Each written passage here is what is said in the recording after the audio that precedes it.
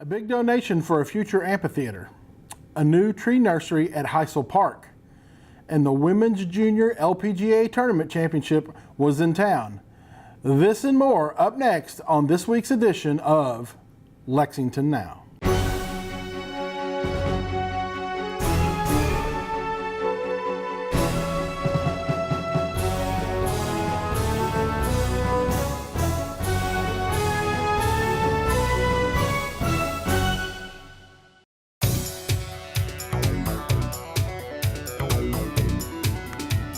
I'm Brad White, and this is Lexington Now.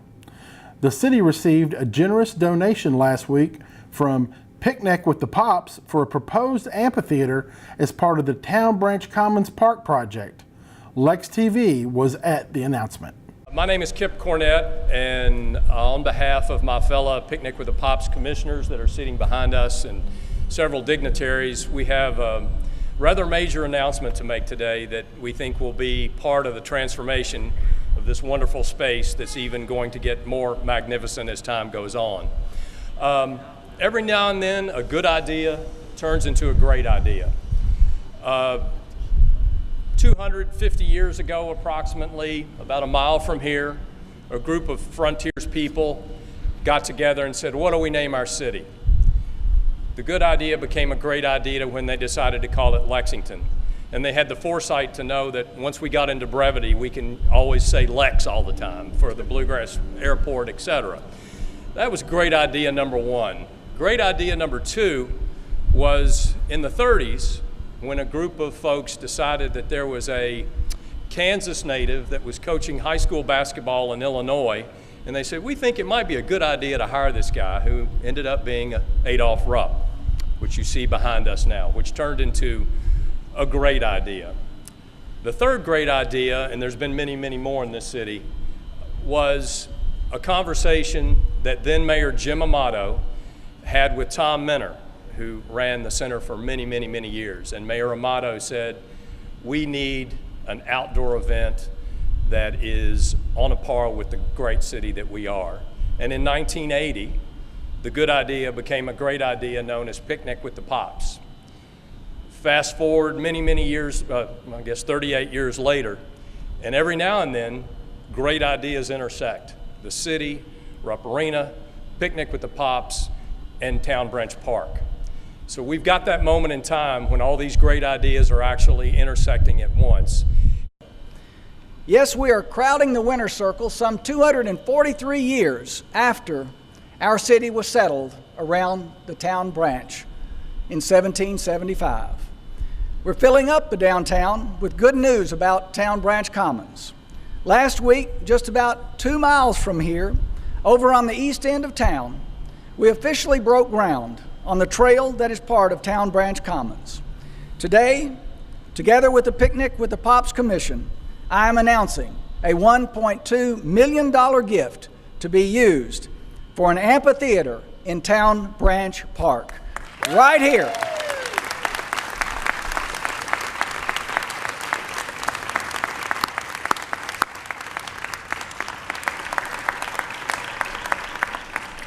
We are so very thankful to the Commission for their investment, which will contribute greatly to the success of our People's Park. When we began this process, we made a commitment that a main component of Town Branch Park, both in design and programming, would be the arts. We believe our signature park should make the arts accessible to all of our community. It nurtures the soul, it brings people together, and it makes people think, feel, and grow. This investment announced today is a tremendous opportunity for the outdoor performing arts in the center of our community. Our park design will include a performance lawn that will be able to hold 5,000 people. The technology, the backstage elements will be second to none. The world-renowned award-winning firm Scape will be leading these efforts. Scape understands how the arts can help activate a social space.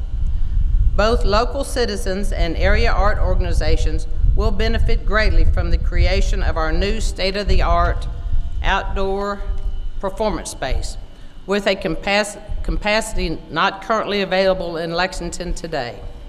Area arts organizations will be able to develop new performances and reach new audiences that maybe they have not otherwise been able to reach. Picnic with the Pops and its investment is a crucial element to achieving these goals. One more time, on behalf of our board and our staff, I would like to thank the commission and their members for this amazing contribution. One last announcement. Our website is going live today, so please visit www.townbranchpark.org and follow the progress of making our park a reality. Thank you all so much. For more information about the proposed Town Branch Commons Park, go to our website at lexingtonky.gov. The Women's Junior LPGA Championship was in town last week, and the city has a new tree nursery. More details after the break. What makes the Lexington Bluegrass Area Minority Business Expo so exciting? There are so many things that make me want to come, that draw me to it year after year. From the people, the breakout sessions, the education, the speakers, the other business owners that I get the opportunity to meet and network with. There's just such a diverse group of people that I really learn a lot from. It's the Lexington Bluegrass Area Minority Business Expo, August the 3rd at the Lexington Convention Center. We're taking businesses into the future.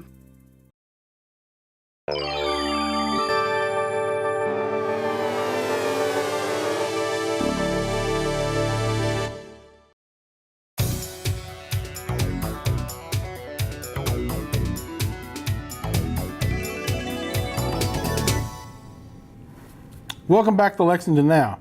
The Women's Junior LPGA Championship Tournament was hosted this past week at Kearney Hill Links. Here's a look at some of the highlights.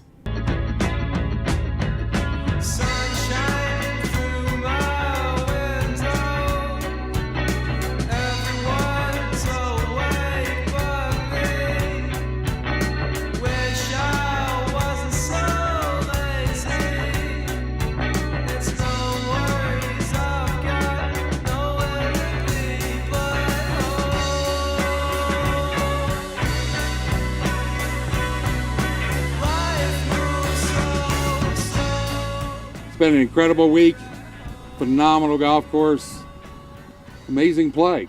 And it's so wonderful to see not only great players, but what an amazing and incredible group of talented and inspirational young women. Can't do events like this without a whole lot of support and help. And our deepest appreciation goes to all the amazing volunteers that came out, whether it be the leaderboard, scoring, helping move people around, ball spotting. A big round of applause for all the people that came out and helped. Our champion today is a 16-year-old from Concord, California. Last year she finished as the runner-up in this championship in Missouri. This year, however, is a little different story. She took sole possession of first place during the second round and never looked back. She set records for the lowest 54 and 72 hole totals, accomplishing this along the way, carding 25 birdies and just one bogey over 4 rounds of golf. She is our champion, having finished this national championship at 24 under par.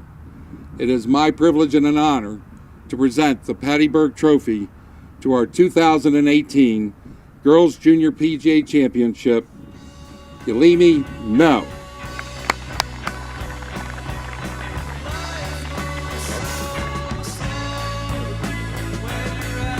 First of all, I'd like to thank my mom for coming out here and supporting me all week, and also to Kearney Links Golf Course. It was a great golf course and in great condition. Thanks for having us. And I'd also like to thank my playing competitors for playing some really great golf out there and making it really tough to win today. And I also like to thank all the volunteers and staff for being out here all week and making this event possible. Thank you. Lexington has a new tree nursery at Heisel Park. Lex TV caught up with Kent Slusher to get all the details.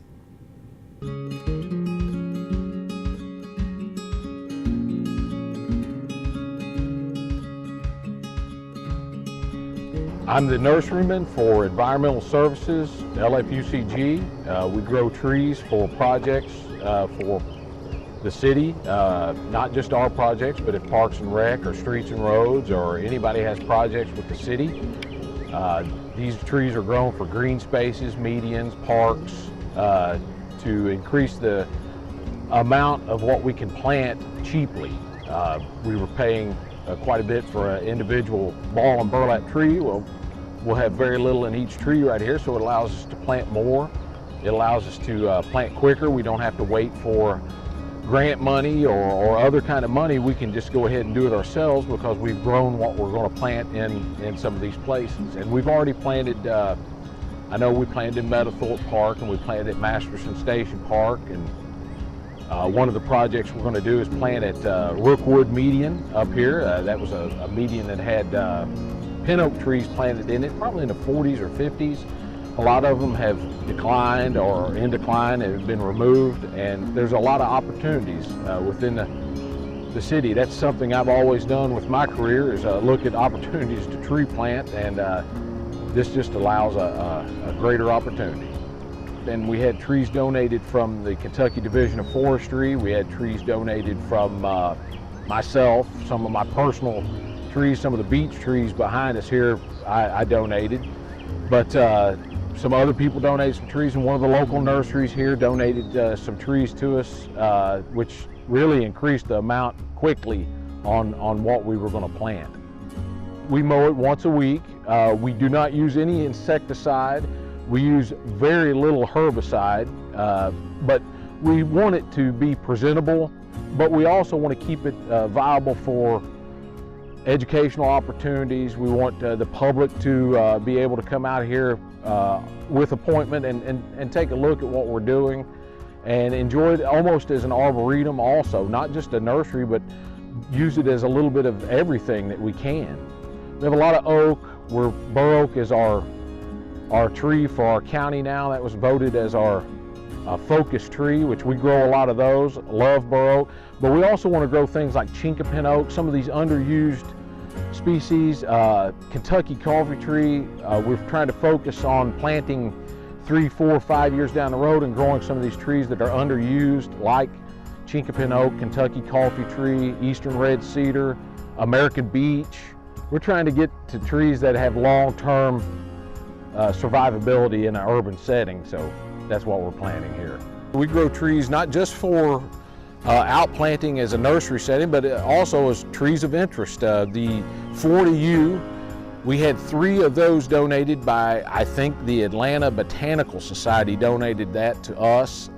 It is, if not the most, one of the most endangered tree species in North America.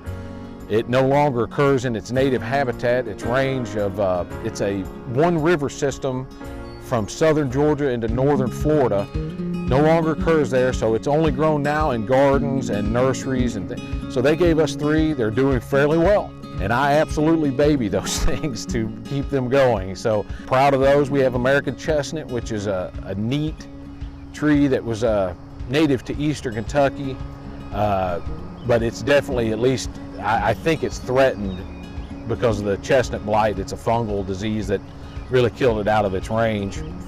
You still find it in its native range, but it knocks it back a whole lot. But we have a lot of those here. I'm interested to see how they're going to do. They're doing well now, so we'll see what they do.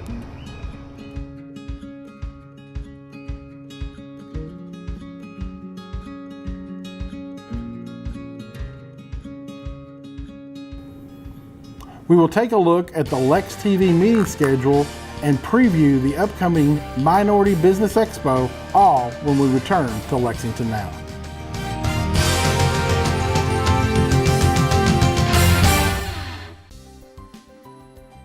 There are so many things that make me want to come, that draw me to it year after year. I have never left the expo without knowing a new person or having a new contact for businesses. It's an exciting event for business owners, the way I feel. This just gives you a quick insight into why so many businesses make the Lexington Bluegrass Area Minority Business Expo the place to be year after year.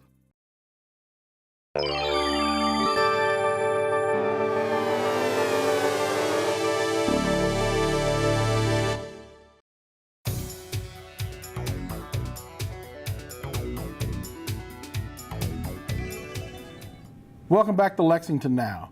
Coming up on August 3rd, the city will host the 16th annual Lexington Minority Business Expo. We recently caught up with past attendees and asked why it's so important to participate in the Minority Business Expo. Well, to me, this is happening in the backyard, and I'm not traveling too far.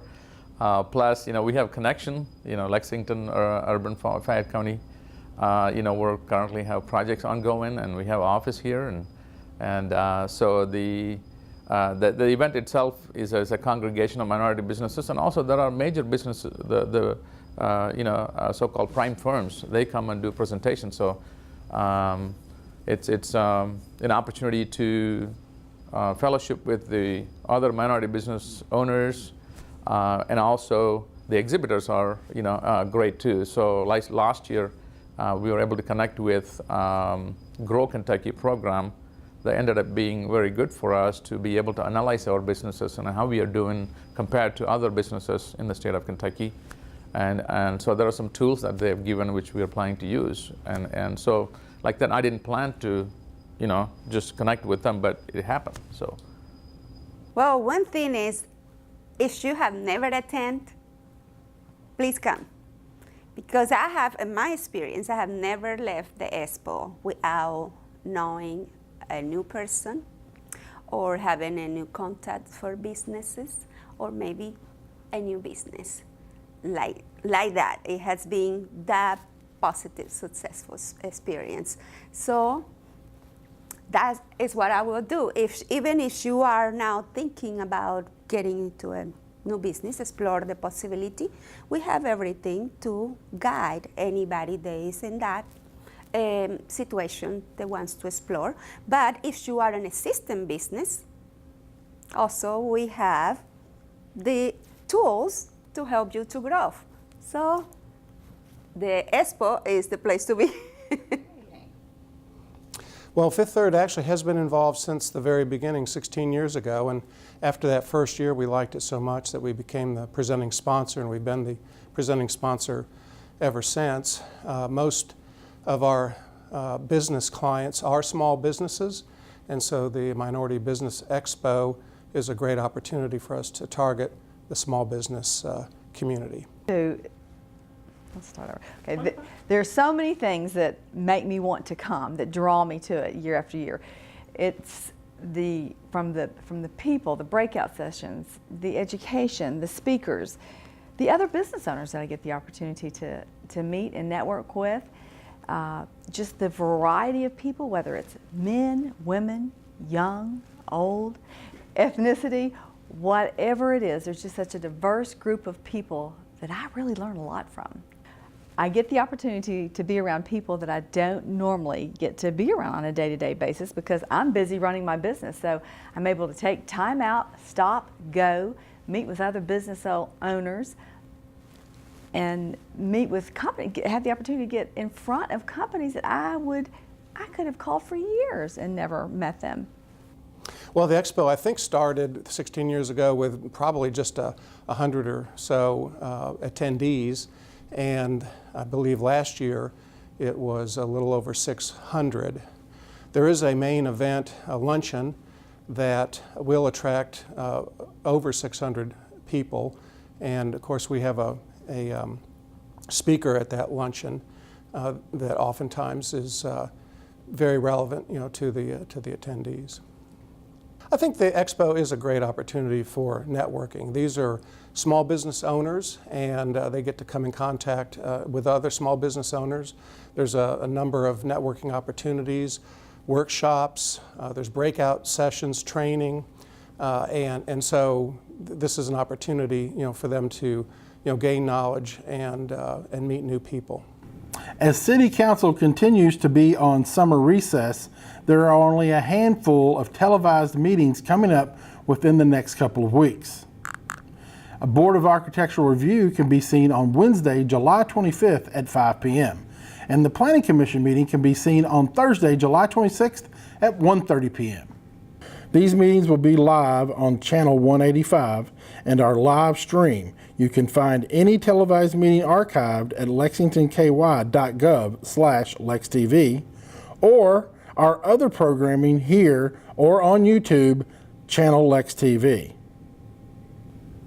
That's all for this week. Keep up with us on social media and check out the latest traffic updates on Twitter at LexRex, or catch our live traffic cams on lexingtonky.gov. For the staff and producers at LexTV, I'm Brad White, and that's it for now.